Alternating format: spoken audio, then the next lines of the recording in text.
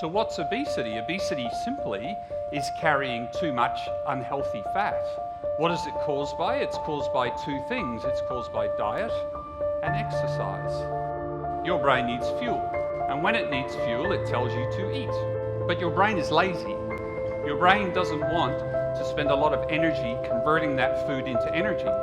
What it wants to do is it wants a food that is very quick for it to use. Sugar, glucose. Superfoods will help us do that by giving us the health benefits, which makes us feel better, allows us the energy to exercise, by giving us the taste that gives our tongue an alternative, by giving our brain the fuel that it needs.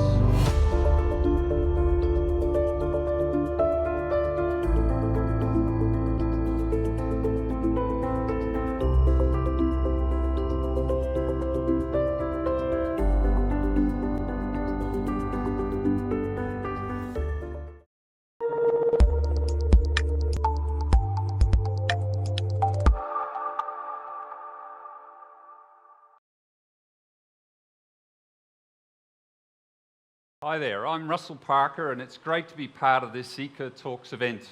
I was born in Ireland, but I've spent most of my life living in Australia. And in both places I was taught about malnutrition, but the lessons were very different. In Ireland I was taught that malnutrition is equal to starvation. More recently in Australia, I was also taught about malnutrition. And it also leads to disease and death, but the connection isn't starvation. In fact, the connection is the opposite. It's eating too much. How can this be the case? How can both be true? Let's use an example. The USA is the wealthiest country in the world. They have the means to make sure there is no starvation in that nation. And yet today, over half the population are suffering from a preventable chronic disease. And this isn't a situation where they've suddenly dropped their spend on health.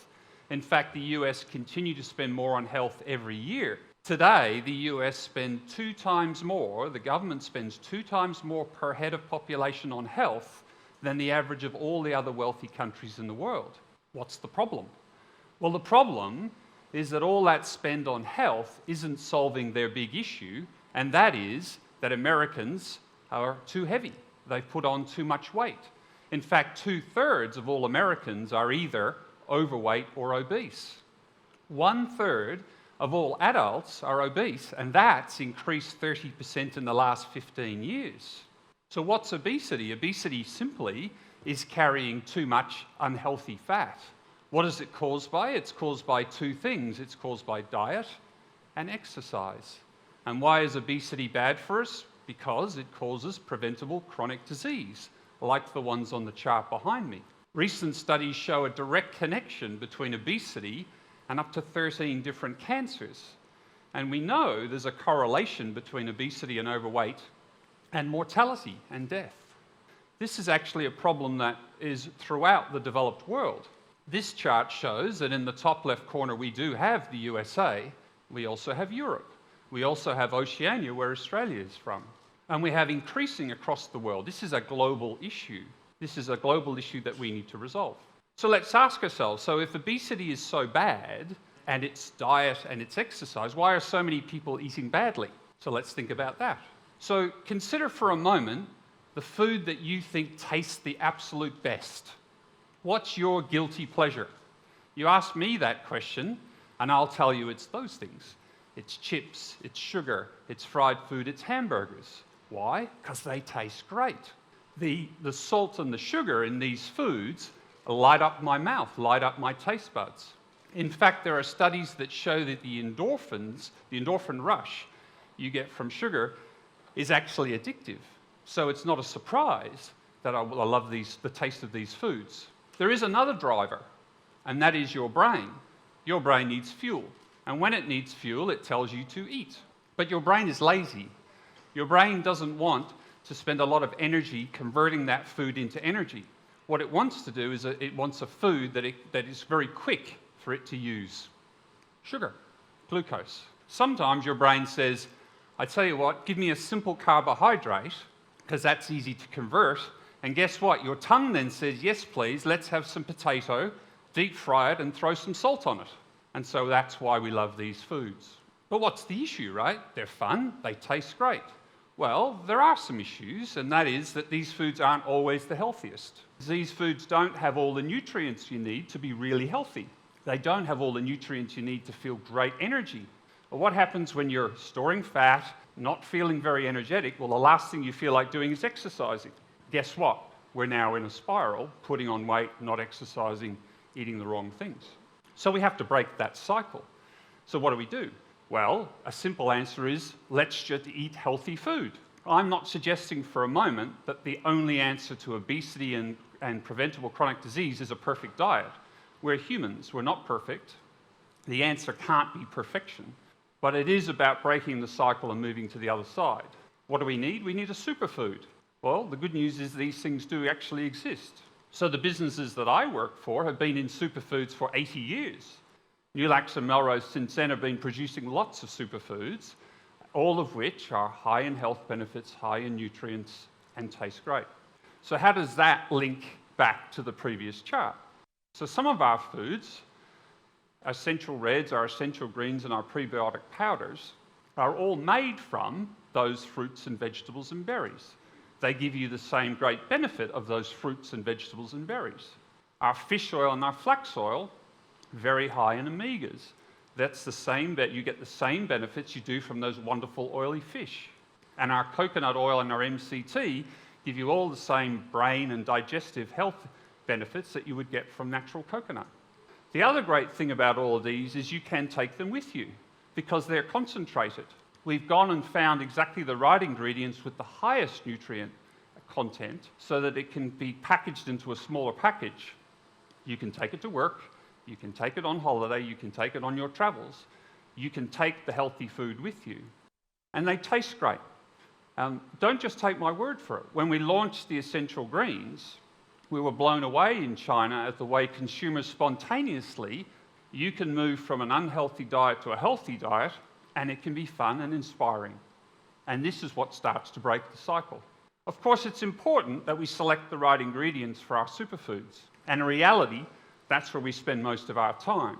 We study history, we study people, we look at what's worked in the past, and we do research and development, we test things, and we find the best possible high health benefit, high nutrient ingredients. We then take those and we combine them like any food technology company would so that we can really boost the health benefit. There's a question I get asked a lot is, well, why do I need superfoods? Why don't I just have my diet and I take supplements, vitamins, for example? And you can. I'm not suggesting that superfoods replace supplements or even should. They're an alternative too, and in fact can exist along with. But let's take an example, because there are some cases where superfoods have some extra benefits over vitamins.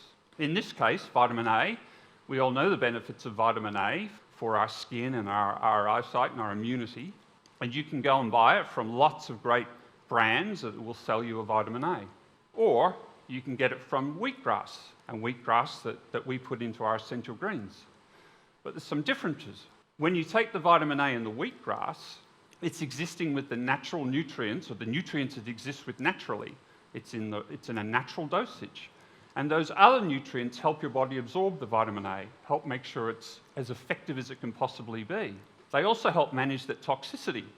So vitamin A actually, if you take too much, can be toxic. Whereas if you take it in its natural form, they combine to protect you and keep it safe. So we would argue in this case, it's more effective. But you're not just getting the vitamin A, right? In wheatgrass, there are lots of other vitamins and minerals and lots of nutrients. And all of these combine to give you other benefits.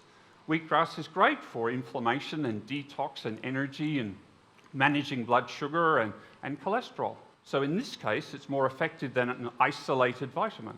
And then lastly, we spent a lot of time making sure we select the best wheatgrass that tastes the best. And so we also have that benefit too.